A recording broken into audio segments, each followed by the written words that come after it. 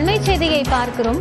சிவகாசி அருகே போதையில் அரசு பள்ளி ஆசிரியரை தாக்கிய விவகாரத்தில் 4 மாணவர்கள் தற்போது சஸ்பெண்ட் செய்யப்பட்டிருக்கிறார்கள்.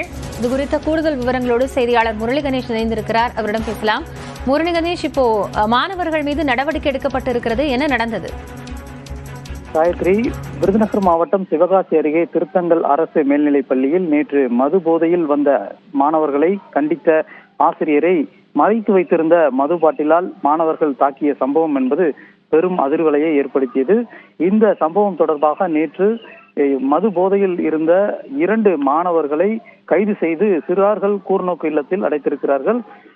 சட்ட ரீதியான நடவடிக்கை ஒருபுறம் இருந்தாலும் கூட மறுபுறம் துறை ரீதியான நடவடிக்கையும் மேற்கொள்ளப்பட்டு வருகிறது. அந்த அடிப்படையில் தான் மது போதையில் ஆசிரியரை தாக்கியதாக 2 மாணவர்களும், அதே போல இந்த தாக்குதலுக்கு உடந்தையாக இருந்ததாக மற்றும் 2 பேர் என மொத்தம் 4 மாணவர்களை தற்காலிகமாக நீக்கம் செய்து பள்ளி கல்வித்துறை அதிரடி உத்தரவை பிறப்பித்திருக்கிறது.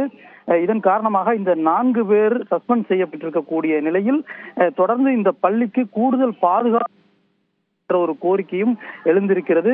முதல் கட்டமாக 2 அதாவது தாக்குதலில் ஈடுபட்டதாக 2 மாணவர்களை கைது செய்திருக்கக்கூடிய காவல்துறையினர் மீண்டும் இந்த மற்றும் இந்த தாக்குதலுக்கு தூண்டுதலாக இருந்ததாக கூறி சஸ்பெண்ட் செய்யப்பட்டிருக்கக்கூடிய மற்ற 2 மாணவர்களையும் பிடித்து விசாரிக்க திட்டமிட்டிருக்கிறார்கள். இந்த சம்பவம் தொடர்பாக இன்னும் விசாரணை, சட்ட ரீதியான விசாரணை என்பது தொடர்ந்து நடைபெற்றுக் கொண்டேதான் இருக்கிறது. எனவே மேலும் இந்த 2 மாணவர்கள் கைது செய்யப்படுவதற்கும் வாய்ப்புள்ளதாகவே பார்க்கப்படுகிறது. தொடர்ந்து காவல்துறையினுடைய விசாரணை என்பது நடைபெற்றுக் கொண்டிருக்கிறது. தற்போதைக்கு துறை ரீதியான நடவடிக்கையாக 4 மாணவர்கள் சஸ்பெண்ட் செய்யப்பட்டிருக்கிறார்கள்.